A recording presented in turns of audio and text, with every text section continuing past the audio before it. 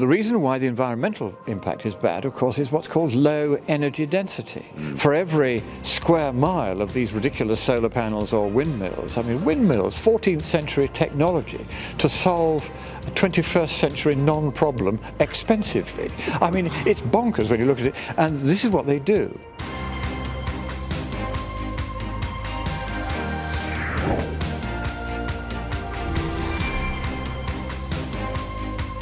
Hey everybody, we're here at the Heartland Institute's conference in Orlando, and I'm with Lord Monckton. He's been a guest with us before. In fact, we had quite a bit from him at the UN Conference on Sustainable Development in Rio. He is a peer of the realm in the United Kingdom. He's also the former science advisor to the great Margaret Thatcher. Lord Monckton, you have been working now for a few years on exposing a fundamental error that the climate narrative has right at the core of it. Tell the folks about it in layman terms, if you can. In layman's terms, I can do it in one sentence. They forgot the sun was shining. Okay. That seems like a pretty significant error. So how did they forget that the sun was shining, and what does that mean to the narrative? Right. The way they work out how much global warming we might cause if we were either to double the CO2 in the atmosphere or we were to emit all the greenhouse gases we're emitting at the rate of growth that's been going on in the last 30 years, and we did that all the way to the end of the century. They say, mid-range, that will be about 3 Celsius. But only 1 Celsius of that comes directly from greenhouse gas warming. All the rest comes from between 2/3, if you like, and 9/10 at the high end of the warming they predict. Doesn't come directly from the greenhouse gases. It comes from what's called feedback response, which is an additional knock-on warming that arises simply because the atmosphere has warmed and therefore various changes go on in the atmosphere, the most notable one being more water vapor will be held by an atmosphere that's warmer than it was before, and water vapor is a greenhouse gas, so that amplifies the direct warming, and that's how they would say you start off with only 1 degree of warming from a doubling of CO2 or from all our emissions up to the end of this century, but that then becomes 3, 4 or even 5 Celsius because of this feedback response. Now, I wrote in 2007, a long way back now, to Sir John Horton, who was then the head of the IPCC's climate panel. And the IPCC, the Intergovernmental Panel on Climate Change, is the official sort of body of bedwetters that says the sky is falling, the sky is falling. You can think of them all in Chicken Little suits running around in circles and squawking. And that's what they do. And so I wrote to him. He was in charge of the scientific panel of this, you see. And I said, look, you start off with the 1 Celsius of direct warming from CO2 by the end of this 21st century, and then you double that and triple it and quadruple it and quintuple it to get the final warming.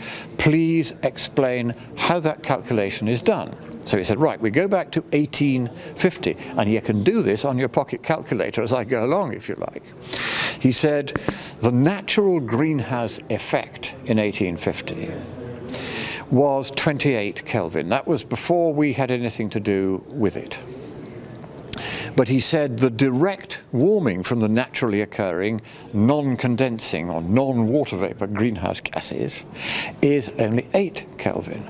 So 28 Kelvin of total natural greenhouse effect, but only 8 of which is direct. So the other 20 Kelvin was feedback response. And 28 over 8 gives you 3.5. So that's where you get 3 to 4 Kelvin of final warming after you've taken into account the feedback response by multiplying the direct warming by 28 over 8, which is 3.5. What they'd got wrong in that calculation, and that was why they thought it was 3 to 4 Kelvin, and you'll see this in James Hansen's original paper, first time anyone used control theoretic mathematics explicitly from engineering physics. They borrowed from engineering physics and screwed it up because they didn't understand what they borrowed. And it was James Hansen who first did this. And he said, yeah, you get 3 to 4 Celsius of warming per doubling of CO2.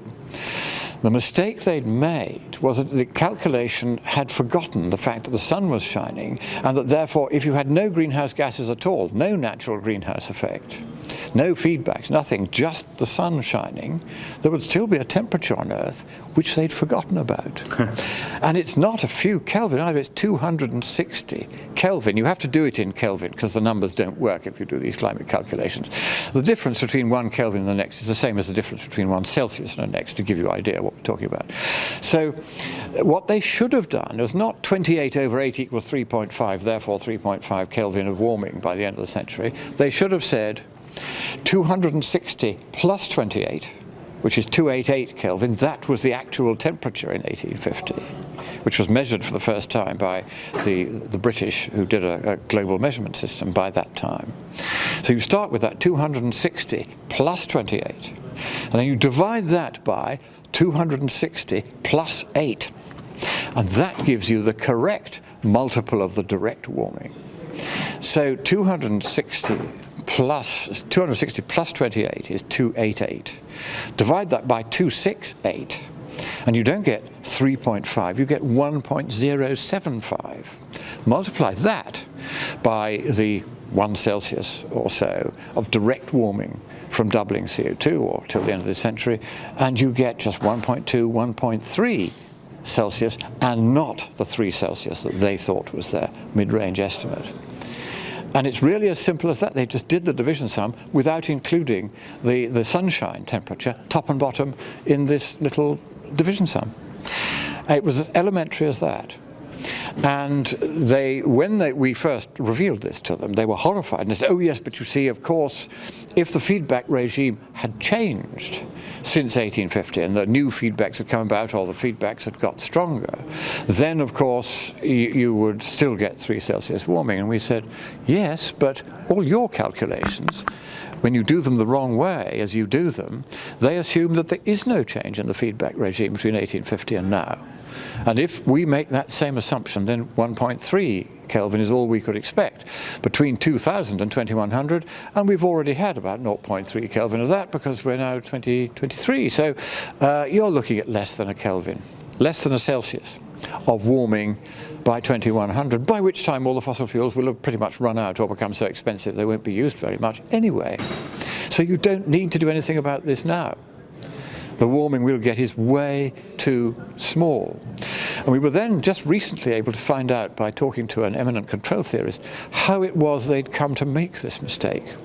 And they'd made it because in control theory, which is this branch of engineering physics from which they get the mathematics of this knock-on additional warming called feedback, they had not realized that the climate is not quite the same as an electronic circuit or a factory process that you're controlling with a feedback mechanism. In those traditional control theoretic applications, the feedback response signal is deliberately set to be orders of magnitude, which means 10 to 100 times greater than any other signal in the system. Whereas in the climate, of course, the biggest influence is the 260 Kelvin, which is not part of the feedback system. It's called the base signal that gets fed into the feedback loop. That is orders of magnitude bigger than the feedback response signal. So it's completely the other way around compared with a normal control theoretic application. So you can't use the differential analysis that was used by the control theorists, even though Hansen, when borrowing from them, thought that because that was the way they did it, he could do the same. And actually you can't, because it's the other way around. And they had not realized that. So then, very recently, we calculated backwards from the IPCC's sort of 2 to 5 Celsius of warming per doubling of CO2 or until the end of this century, and worked out what the feedback strength in what's called watts per square meter, or just call it units per degree of the entire input signal, which includes the 260 Kelvin of warming from the sun, the 8 Kelvin of direct warming by the natural greenhouse gases, and the 1 Kelvin of direct warming by a doubling of CO2, and that's 269 if I've got that right. And you then find that if you do that, the feedback strength is between 0 0.14 and 0.27 watts per square meter per Kelvin of the entire input signal. And that is so tiny that it means that because we don't have very, very certain and very, very well-resolved knowledge of how big the various feedback processes are in the climate, because you can't measure them directly, you can't even distinguish them by measurement from the direct warmings that generated the feedbacks. You can't do that. It means there's no way we can tell where in that interval, if at all, the true feedback strength is. And if you can't tell that, you can't use feedback analysis at all to predict global warming, and yet all of the official predictions are based on feedback analysis. Wow. And it can't be used. So surely now that you've let them know they're walking back all of their mistakes and letting us know that we can... Yeah, and if you believe that, you will believe anything, as the Duke of Wellington used to say, and there are fairies at the bottom of the garden and pigs might fly. Lord Monckton, I just got back a couple months ago from the COP27 in Egypt, and they almost stopped talking about the science. It's like they don't care anymore now. It's just you're all headed to climate hell if you don't do the things that we're demanding. That was that nitwit who is the UN Secretary General. Antonio Guterres. And even Biden. That's right, a very, very undistinguished man. Yes, and he's just a typical communist bureaucrat, as is Biden, of course. And the trouble with that is that they're not working in the interest of the Western countries that Biden, for instance, and our man Sunak are supposed to represent. They're actually working in the interest of the largely communist countries, to which, as a matter of fact, the businesses that we are closing down because we've made energy so expensive to save the planet, they're all going to China and Russia and India and Pakistan, all of whom led by communists. Mm-hmm. And so the West is effectively allowing communists to force them to go along with this policy, even though they made the heroic mistake right at the outset of basing their notion of this supposed climate hell on an elementary error of physics and trying to say, well, the science is settled, when actually it is settled, but in a direction completely the opposite of what they had originally thought. So how do we stop them, Lord Monckton? Very good question. First step is we have submitted this paper. In fact, we submitted it more than 2 years ago now for review, and it was thrown straight back because it was too long, they said. So we shortened it and sent it straight back within a day. And we have had nothing for 2 years and 2 months from them. We write every so often and say, hello, how are you getting on? Not a dicky bird. Now, normally a paper of this importance would be read pretty quickly, and they would say, oh, you've got this wrong and that wrong, or we don't like that, and you've got to change it and correct it or whatever. And they will neither send it out for review nor throw it back to us. Because if they threw it back to us and then we sent it somewhere else and it was accepted, they would look silly. Mm-hmm. If they sent it out for review, then the editor of the journal would look silly because he is on record as saying, of course, there is no possible argument against the Communist Party line on the climate. And actually, there is, and I don't know, have you got your copy of it handy? It's only, we might have a very quick flick of a look at it. It's only 4 pages long, with a couple of pages of references to show where we got all our numbers from. It's really short, and in that short but deadly paper is the end of the climate scare, scientifically speaking. So how do we exploit this? Well, the first thing is we're continuing to circulate this. We've now gone to another journal which is notorious for throwing out rubbish within a week, and it's been with them for 2 months. So we've got past the this is rubbish stage. Okay. And we assume that they've now sent it out for review, and we should hear next month if they do it according to the usual timetable for these things. It may take longer because they too have championed the cause of saying there is no possible argument against the official position. And when I made a pre-submission inquiry some years ago to that particular journal saying we have found an error which appears to cast doubt on the veracity of the entire storyline, they just wrote back without asking us what the error was and just said, no, we don't want to know, go away, go somewhere else. So you can tell that this is no longer scientific, it is purely political. But there are things you can do. And one of the things we can do is to find simpler arguments than this particular one. I mean, when I was explaining the mathematics, because it's actually an arithmetical error, it's quite small, but even that is enough to leave a certain percentage of the population behind. because doing any kind of a sum they don't like. It's a language they don't really speak. So you have to make it easier. So you have to find other things that chime in with that, and that even a small child, and therefore perhaps even one or two politicians, would be able to understand. And so we've come up with some buttes which we're working on. The first is, and I tried this in the House of Commons the other day to a member of Parliament there who I knew was a true believer in this nonsense, and I said, all right, so if we follow your policy and the British government's policy of going straight from here to net zero in a straight line from here to 2030, reducing our emissions a little bit each year, if the whole world did that, how much global warming would be prevented? His face was a picture. It instantly froze in a mask of horror, because he realized he'd never asked that question. And isn't it kind of, if that's your policy, you kind of want to know. So I said, well, the answer is 0.2 Celsius degrees. You could barely measure that it was any different. And that would cost you, according to McKinsey's, who are cheerleaders for this, and so they almost certainly used underestimated figures, $800 trillion. So every $1 billion you spend on trying to get to net zero emissions is going to buy you a reduction in global temperature of less than 1/1,000,000th of a Celsius degree. Now, you laugh immediately because you see the point so clearly. That's the kind of point that any member of the public, even if they were 12, they'd get that. Yeah.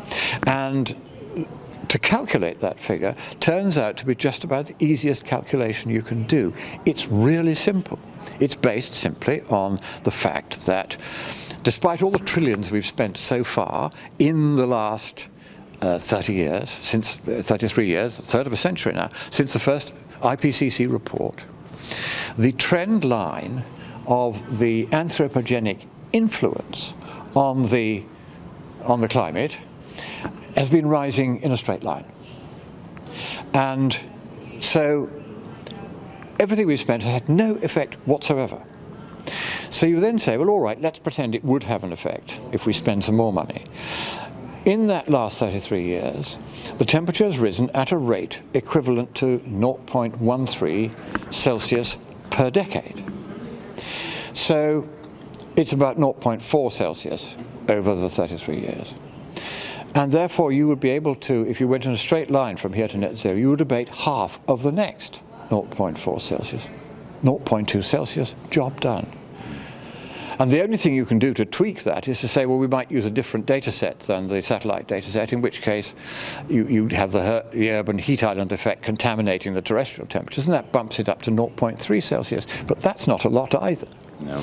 And at a cost of 800 trillion, which is 275 trillion direct capital costs, which is almost certainly a monstrous understatement, and then you'd roughly double that for operating costs. You're going to buy virtually nothing for every $1 billion you spend. And it's when you say that kind of figure to a politician, when I told this politician that figure, he was instantly on the defensive. And he said, oh, but of course there's huge uncertainty in that figure. And I said, no, the uncertainty is only in the temperature data, and we know what the uncertainty is in that, and it makes practically no difference. And he said, oh, the trouble with you, Monckton, is you take all these impossible positions, and then it turns out that you're right. So I want to ask you one more question while I've got you here. The last time we spent some time together, they had just lit up the statue of Christ in Rio de Janeiro in green, and you said this was them kind of telegraphing that their green religion was taking over from Christianity and the rest. What I used was superstition. Superstition, okay. Yeah. And so at this last climate summit that I went to, they unveiled a new 10 Commandments. They had more than 40 religious events with religious leaders, and they kind of made subservience to the climate agenda almost a religious imperative. What are your thoughts on this idea of the climate change movement as a religion, as a religious movement? Right. It's not a religion. The distinction between a religion and a superstition is that a religion, like I believe in God, let's say, that you can't prove either way. The reason we can't prove it is that the origin of the universe is separated from us by the smallest available distance known to man, which is the Planck distance. And our laws of physics didn't come into existence until that distance after the Big Bang. So we have absolutely no idea what caused or who caused the Big Bang. So if I choose to say I believe in God and I think he started it all, then science cannot say that I am right or wrong. I am making a statement which is not actually of interest to science. And that therefore is a religion, because if I choose to believe that, and I'm an old-fashioned papist, so yes, I do believe that, then that's not to do with science. And there's a clear distinction between religion on the one hand and science on the other. A superstition is a pattern of belief which you can prove scientifically or in any other way to be incorrect, which has been proven incorrect, and to which people nevertheless are foolish enough to adhere. And so this is the climate superstition. And what they are doing by seeking increasing and unquestioning deference to what I call the Communist Party line on the climate, and I call it that advisedly and with a certain amount of background knowledge, which I won't bore you with at this stage. They're doing this because any totalitarian regime, and that's what this basically is, this whole climate thing, it's driven by totalitarian regimes, and it is itself a totalitarian regime. It is trying to say to people, you have to defer to what we say. You have to accept the party line. Now, if we now put that in religious terms, in the Judeo-Christian tradition, and we get all our theology in the Catholic Church from the Jews originally, and they've been thinking about it much longer than we have, and your average rabbi is 10 times cleverer than your average priest, to be honest, and they really know their stuff, and they kind of believe it properly and everything as well, so they're absolutely fascinating. You sit at the feet of a rabbi, and you get the most fascinating education, and they have this concept, which we of course borrowed, of the soul. And the soul, in traditional Judeo-Christian theology, comprises the memory, the understanding, and the will, the three faculties or properties of the soul. The understanding, or the faculty of reasoning, is the central faculty that separates us most clearly from the beasts and makes us closest in likeness to the divine. If therefore you say, you've got to stop using reason, and instead you've got to accept the party line. Doesn't matter what party line it is or where it comes from, or whether I or you might agree with it or not. You are taking away people's humanity and making them into slaves, which is what every totalitarian regime does with its own population. Unless you are of the elite, you are a slave of the regime, whereas in a free market democracy, by the actions of the market, which is a sum of all the spending and borrowing and creating decisions of everybody in the system, and of course the democratic process by which everybody in the system, however lowly, has the same vote as everybody in the system, however grand. There you have a proper workmanlike egalitarianism, but it doesn't treat everybody as though they are clones and slaves that must just do what they were told. It says, you are the masters now, you have the vote, you can have the spending power to decide what you spend your money on, and that's what makes the free market work. And therefore you matter much more as an individual in a free market democratic system than you do in any kind of totalitarian system. And the danger to the West in the totalitarian imposition of a single line of thought, based on what I've just said earlier, was in any case a scientific mistake, and which also wouldn't work economically even if it wasn't a scientific mistake, because you buy so little temperature reduction for so many trillions that you throw at it. The point then is that you are taking away people's very humanity. You're taking them back to being merely along the line of the beasts. They are simply the servants of the regime. And so there is not only the economic danger that in making our electricity deliberately unreliable and expensive, thereby driving all of our goods and services away. You know, all our steel works and aluminium works in Britain have either closed already and gone to communist China or Russia or communist India or communist Pakistan, or they're about to go.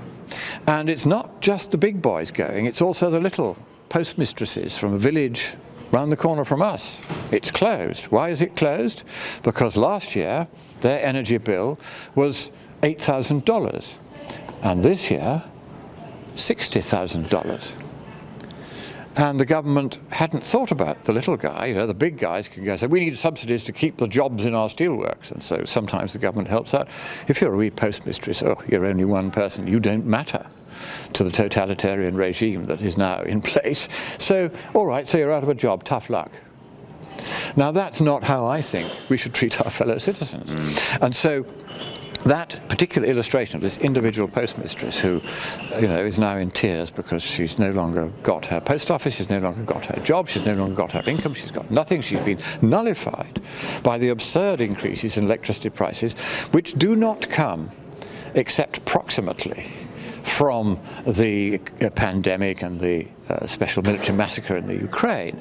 They come ultimately from the fact that we've destroyed our cheap, efficient, and in modern times very clean coal-fired power stations and replaced them with wind and solar power, which leads on to another point which is worth making, which is that one of the distinguished scientists who advises me is a guy called Douglas Pollock, who's an engineer from Chile, who is a specialist in what happens to electricity grids if you put wind and solar power on them. Thing number one, if you put wind and solar power on a grid, it's totally unnecessary to the grid, because suppose, as every sailor knows, that at sundown the sun goes down, the clue is in the name, and the wind stops blowing. So suddenly at sundown, when everybody else is turning on their lights and their heating, you have no electricity from your renewable all singing, all dancing.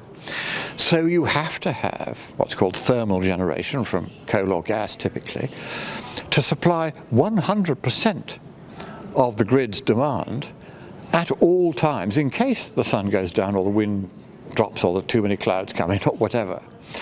So that means that wind and solar, if you took them off the grid and you just kept what is being used as backup, which is all these coal and gas power stations, you could run the grid just fine. Mm-hmm. And actually, the difference between the CO2 emissions in those two cases is virtually nil.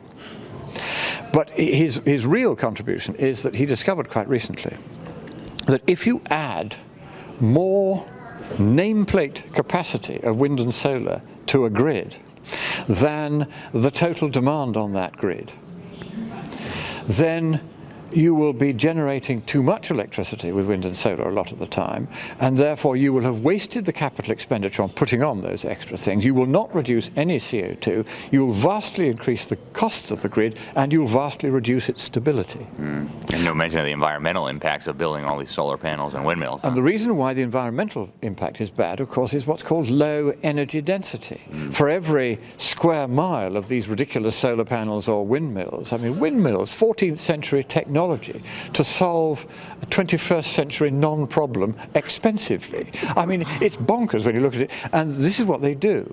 And so he's discovered that there is this limit above which you can't go. Now, the US is only halfway to that limit, so you could, if you wanted, put more wind and solar on your grids and it would not be entirely wasted. It would, well, of course, it is entirely wasted in the sense that the grid doesn't need it, but it wouldn't be as wasteful as it then very suddenly and very sharply becomes if you hit that limit. And the equation for that limit is really easy. Excess generation by renewables, E, is equal to the nameplate capacity of those renewables. And nameplate capacity means the capacity that they can generate in ideal weather conditions, minus the hourly demand on the grid. And that's it. E equals N minus D. And that's an end of it.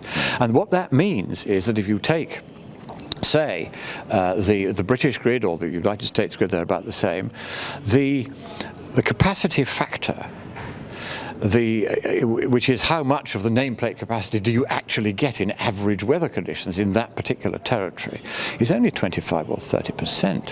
What that means is that the penetration factor, which is how much wind and solar can you put on the grid before you hit this limit and start wasting it and causing huge problems and gaining no benefit in CO2 emissions at all, is only 25 or 30% of the entire generation by all sources on that grid. These two numbers turn out to be, even though they appear to be completely different numbers, they're actually identical. And beyond that, you get absolutely no saving in CO2, but you do get a huge increase in the costs of the grid. And here's the thing, US is only halfway there. Britain has overtopped this vital economic limit, this maximum, by 16%, which is 1/6. That's big. And that means we're getting such huge problems of grid destabilization as a direct result of that 1/6 of it that's overcapacity of these stupid windmills, that In the last year alone, Britain had to pay $4.5 billion to stabilize the grid against this excessive capacity that they'd installed. And they don't even know that's why they've had to do it, because until Douglas came along and worked it out, they didn't know this limit existed. In Germany, they are 5/6 over the limit. And they are not only having to pay their own wind farms to turn off when they're getting too much wind and too much generation, they're now also having to pay neighbouring Denmark, to which their grid is interconnected, to turn off as well. And of course the poor old German customers paying through the nose for this. And it's no surprise that Germany and Britain therefore have two of the most expensive electricity prices per unit of electricity in the world. So it's been fascinating to spend some time with you, Lord Monckton. I appreciate all the updates on all these critical topics. What's the best way for people to follow you and your work? Where can people find this paper? Well, you can find the paper you can put it up on your website if you like. That's the easiest thing there. So you can, and if you want to get on to me, monckton@mail.com, MONCKTON@mail.com. If I've got it wrong, you tell me. I'm not here to say I'm God's gift to the climate change debate and everything I say is true. Everything I say is as true as I can make it. But I'm a layman. And so if I've got this wrong, don't be frightened to tell me. And I will do as I've done on several previous occasions, because it's very difficult to get these things exactly right first time. It may need tweaking. But we've now got to the point where we're reasonably confident that there's no mistake so major as to undermine the essence of the argument, which is that they screwed up because they forgot the sun was shining. Excellent. Well, Lord Monckton, thank you so much for your time. Thanks for all you're doing. Thank you. The John Birch Society has been working tirelessly since 1958 to preserve freedom, safeguard the Constitution, and restore our God-given rights. We continually educate voters and lead the freedom movement. Join us as we work against a tyrannical one-world government. United as one, we can defeat this conspiracy against a free America. JVS founder Robert Welch said, "Education is our total strategy and truth our only weapon." Join us in restoring this great nation.